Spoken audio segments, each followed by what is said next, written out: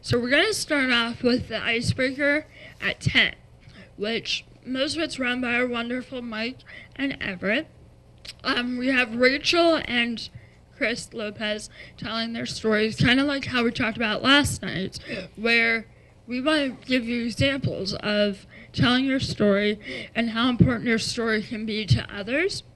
And then we're going to have a bit of a break to regroup, and then we're going to go into self-awareness. We're going to do some activities where you kind of talk about yourself, talk about what disability is in your life, how it affects you. But then we're going to talk about disability as a whole, which we started talking about last night, so that was a good start, kickoff to this.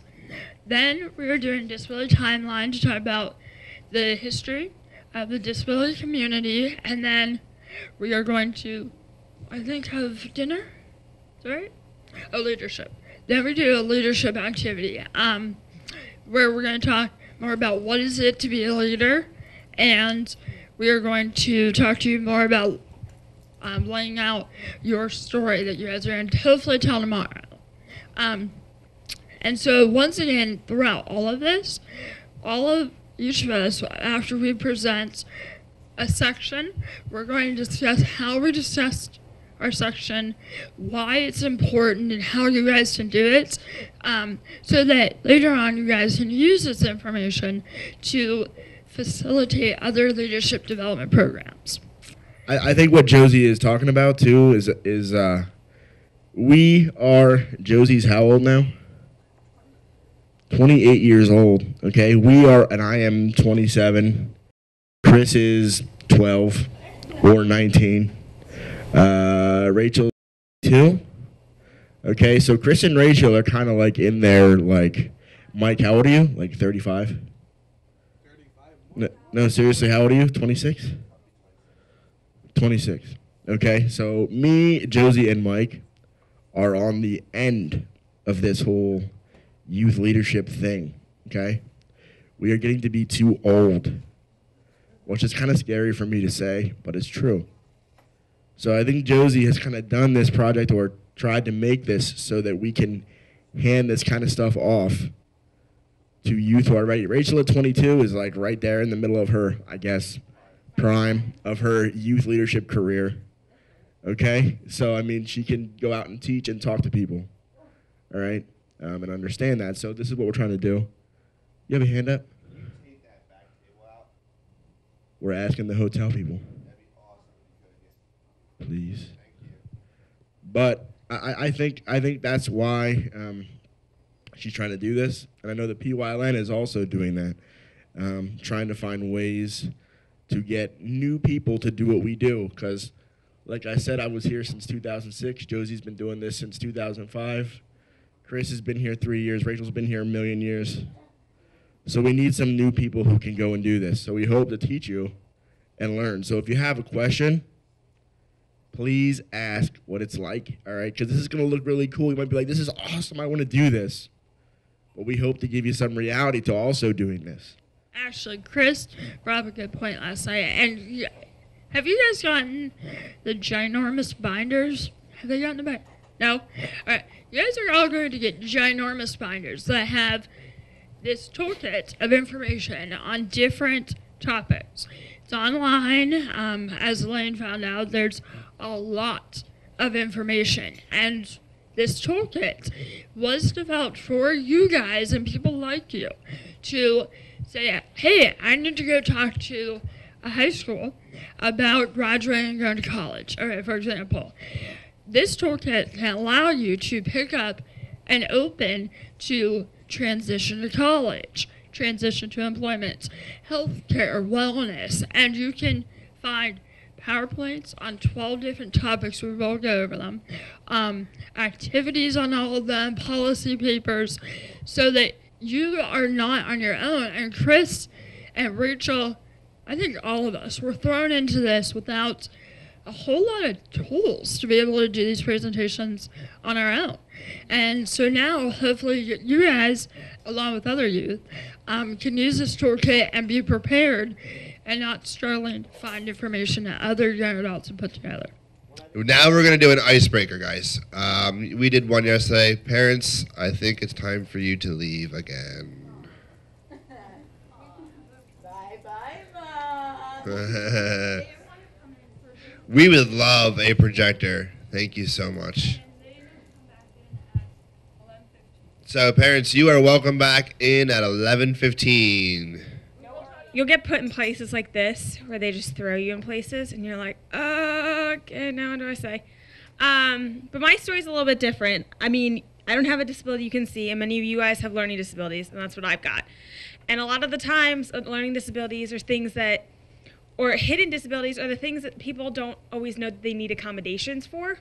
And they just don't, they assume that you're normal or you're fine. And you're all good. You don't need anything. You don't need like large print. No, you got this. You don't need that. You don't need all this stuff that you do need. And these accommodations do make a difference in your learning ability. When I was younger growing up, I advocated for myself as much as I could, but I kind of just was in the back. Like if I was good and I thought I was good, I got this. I'm not going to let anybody see me sweat. I got this. Because I didn't want to look dumb, stupid, or all those lovely words that go through our heads at times, but there's like that little devil just talking. You're like, just shh, get off of here, go, goodbye. But there's also a lot of people telling you, you can't do this, you can't do this, you can't do that, you can't do this because you got a disability. No, there's the word can. If you take out the not, you got a can. And I can do a lot of stuff with the accommodations. I feel like I'm okay. Okay. I feel like I'm like eating the mic. But there's a lot of the times that in high school, I got you can't do that.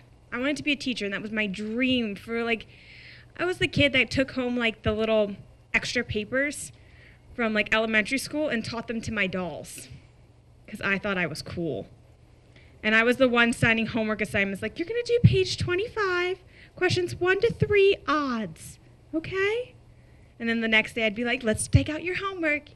That was me. And my childhood would be a waste if I wouldn't be a teacher. My childhood would just be a waste. So I made the decision I'm going to be a teacher. And everybody's telling me like, Rachel, that's a lot of paperwork. I don't know if you can do it. I think you should try something else because there's a lot of paperwork with that. You going to be able to spell that stuff and write that much? And I'm like, ooh, good call. Maybe I can't. And I came to the decision I didn't want to be a plumber.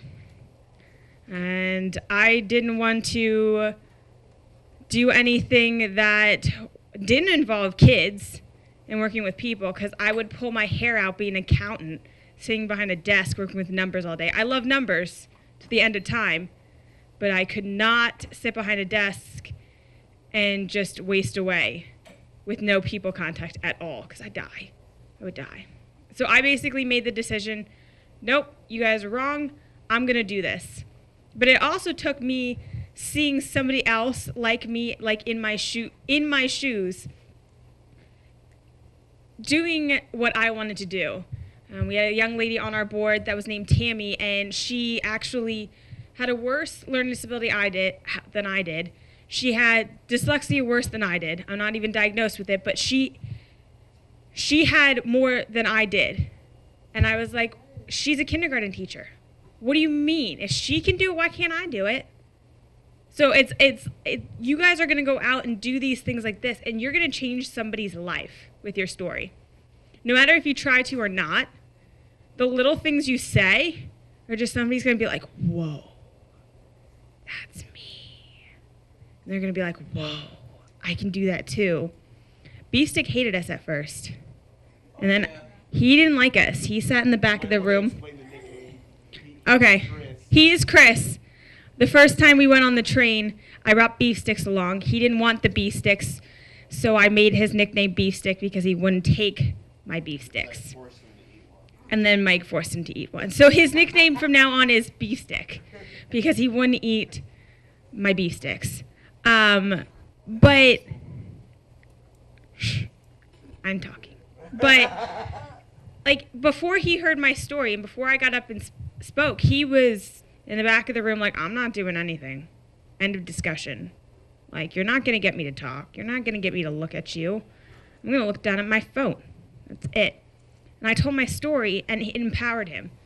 And you say, like, I don't have a story now, but eventually you'll have like 15. There's times where I go to Everett, which one should I tell? Or they just get pieced together like this one kind of did. Where just like you just pick things out of each of them.